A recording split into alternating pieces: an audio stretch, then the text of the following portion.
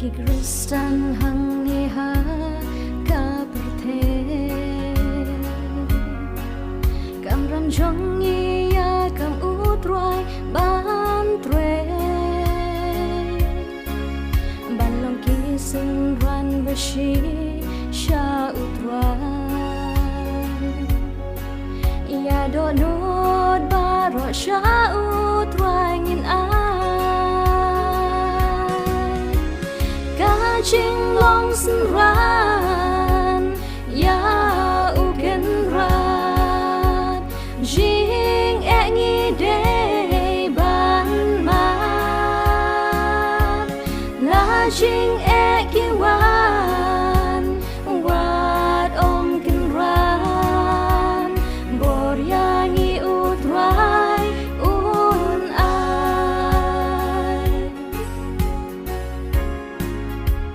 Ching im yin ai thi ha utra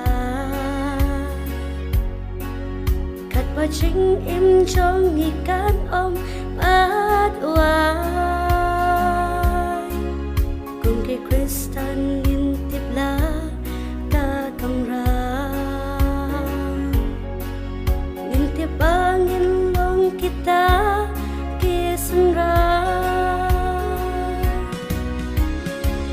Ching long sun ran ya u ken ran jing e ngi de ban ma la jing e ki wan wat om ken ran bor ya ngi u trai un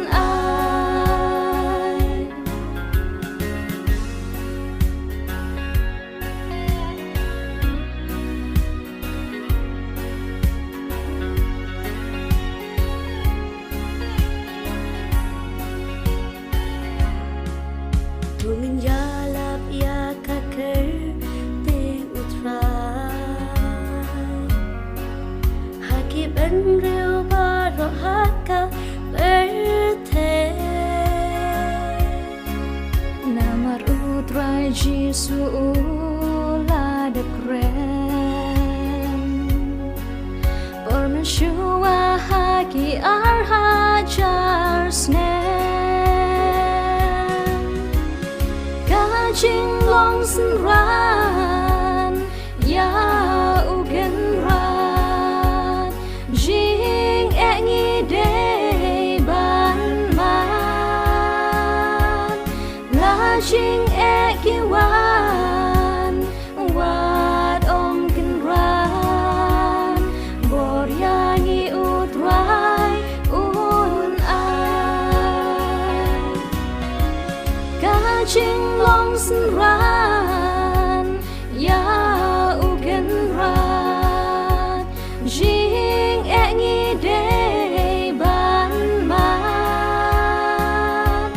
la jing e ki wan